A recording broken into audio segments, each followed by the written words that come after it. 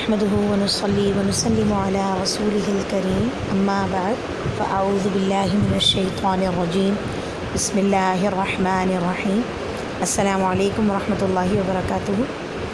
آج انشاءاللہ ہم مسنون دعائیں دیکھیں گے اور خواتین کے حوالے سے کچھ مسائل انشاءاللہ دیکھیں گے۔ مسنون دعا کے اندر ہم نے آئینہ دیکھنے کی دعا اپنی مکمل کی تھی لاسٹ ٹائم۔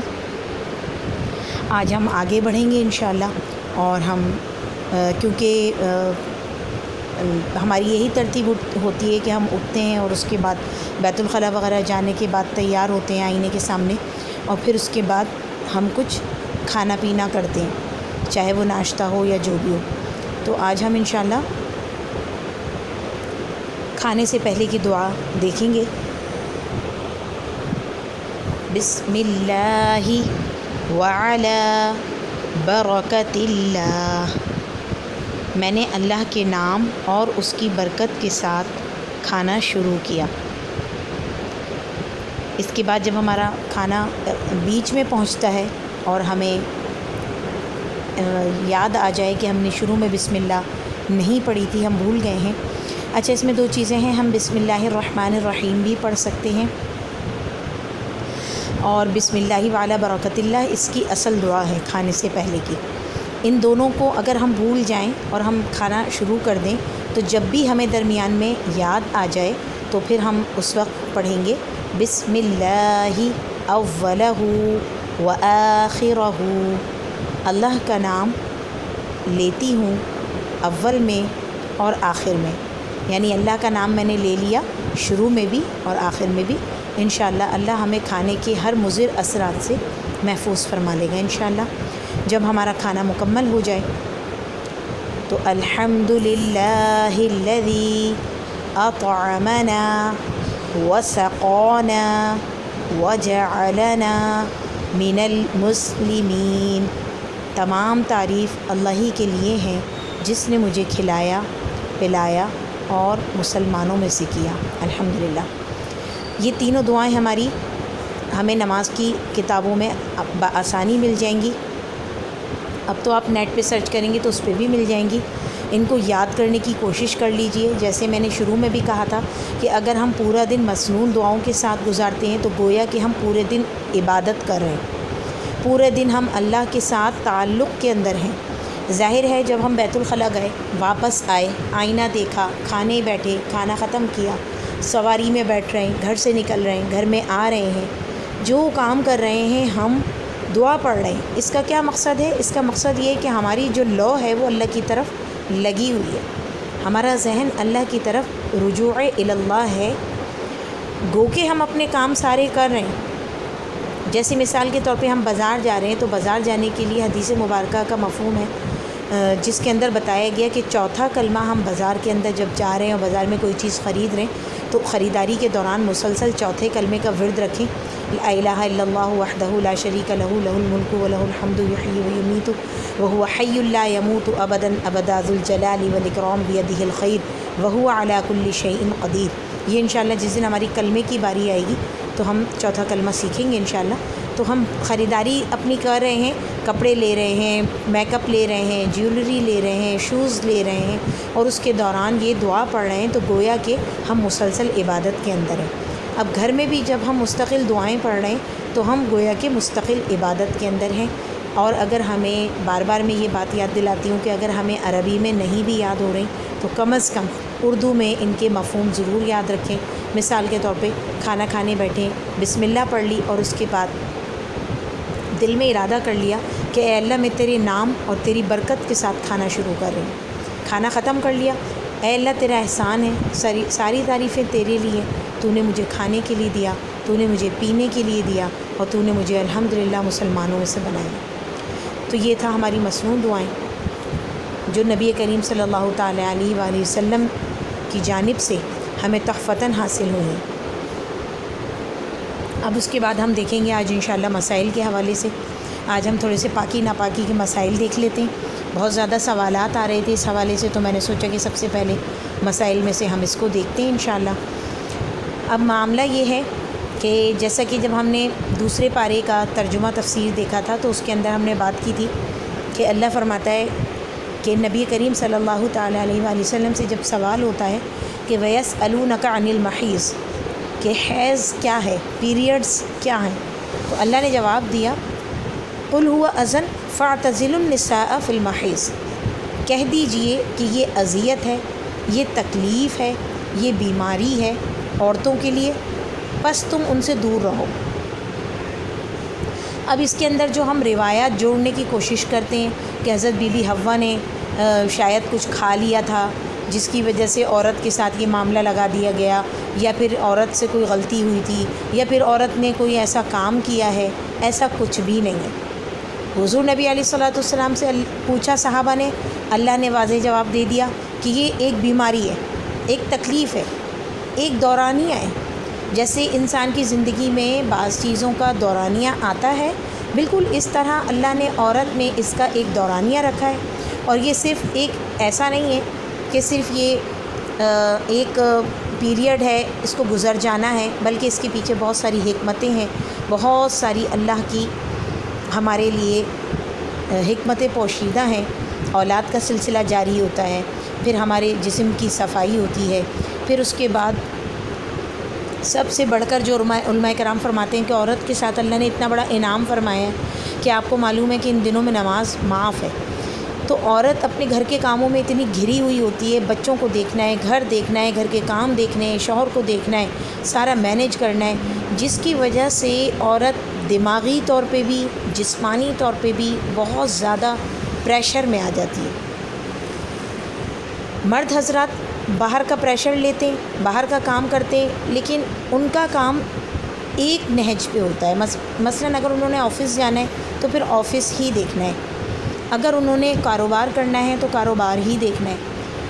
80% یہی صورتحال ہے، جبکہ خواتین کے لیے کام کرنے کے میدان بہت سارے۔ گھر میں اگر وہ کام کر رہی ہے تو اس کو کپڑے بھی دیکھنے، الماریاں بھی دیکھنی ہیں، کچن بھی دیکھنا ہے، کچن کی صفائی بھی دیکھنی ہے، گھر کی صفائی بھی دیکھنی ہے، اولاد کی تعلیم پر بھی نظر رکھنی ہے، اولاد کی صفائی ستھرائی بھی دیکھنی ہے، اپنا ذاتی خیال بھی رکھنا ہے۔ اور چونکہ ہمارے ہاں بر صغیر پاک و ہند میں ہمارے ہاں جو ہے یہ جوائنٹ فیملی سسٹم ہے، تو ہمارے ہاں زیادہ تر گھروں میں سسرال بھی دیکھنا ہے، رشتوں کی نزاکت کو بھی دیکھنا ہے، پھر میکے کی بھی کچھ ذمہ داریاں ہیں، یعنی یہ ساری چیزیں مل کر پھر اس کے بعد عورت کئی دوراہوں سے گزر رہی ہوتی ہے۔ کبھی وہ پریگننٹ ہوتی ہے، کبھی اس کی گود میں چھوٹا سا بچہ ہوتا ہے، کبھی وہ دودھ پلانے کے مراحل سے گزر رہی ہوتی ہے، تو اتنے پریشر کے اندر ہوتی ہے کہ اللہ نے اس کے لیے یہ 1 ہفتہ آرام کا رکھا ہے، 1 ہفتے کے لیے نماز معاف کر دی، اور روزوں کی تو بعد میں قضا ہے، لیکن نماز کی قضا بھی نہیں ہے۔ اللہ اکبر، اللہ کا کتنا کرم ہے، کتنا، جب اگر آپ سوچیں تو اللہ کی رحمت اتنی عیاں ہوتی ہے کہ اللہ اکبر، اللہ کتنا کریم ہے، کتنا رحیم ہے۔ پھر ایک اور چیز ہے، بہت زیادہ میں کھل کے نہیں بات کروں گی، ہمارے جو ازدواجی تعلقات ہیں، اللہ نے حضور نبی کریم صلی اللہ علیہ وسلم کے ذریعے سے ہمیں ایک چیز کا پابند کیا کہ جب بھی مرد چاہے اپنی بیوی کو اپنے پاس بلانا تو اس کے لیے لازم ہے کہ وہ اپنے شوہر کے پاس حاضر ہو۔ اللہ نے اس چیز کے لیے بھی اس کو 1 ہفتے کا وقفہ دیا ہے کہ ہو سکتا ہے کہ یہ آرام چاہتی ہو، یہ سکون چاہتی ہو، یہ اطمینان چاہتی ہو، تو اس کو 1 ہفتے کے لیے وہاں سے بھی آرام دیا ہے۔ پھر اس کے بعد اس کے جسم کے فاضل مادوں کی صفائی ضروری تھی، جسم کے گندے خون کی صفائی ضروری تھی، اللہ نے وہ ایک نظام بنایا کہ وہ ساری صفائی اس کی ہوتی ہے، وہ ساری صفائی اس کی اللہ تعالیٰ فرماتا ہے۔ تو یہ اللہ کا ایک نظام ہے۔ اب اس کے اندر کچھ مسائل ہیں، کچھ چیزیں ہیں جو شرعی حوالے سے ہیں۔ شرعی حوالے سے یہ کیونکہ ایک ناپاکی ہے، تو اس ناپاکی کے دوران چند چیزیں منع کر دی گئی ہیں، جس کے اندر حج، عمرہ، نماز، کلام پاک، اعتکاف، روزے اور اسی طرح کے جو وظائف ہیں جن کے لیے باقاعدہ کوئی تعداد مقرر ہو یا جو باقاعدہ خاص کسی چیز کے لیے پڑھے جا رہے ہوں، جیسا کہ ہمارے ہاں مرحومین کے لیے 1.25 لاکھ کلمہ پڑھا جاتا ہے، وہ ایسی عورت نہیں پڑھ سکتی۔ سورہ اخلاص کا ختم ہوتا ہے، وہ ایسی عورت نہیں پڑھ سکتی۔ درود تنجینہ کا ختم ہوتا ہے، وہ نہیں پڑھ سکتی۔ اس طرح کے معاملات، اسی طرح قرآن خوانی ہیں اور کسی خاص چیز کا ختم ہو رہا ہے وہ نہیں کر سکتی۔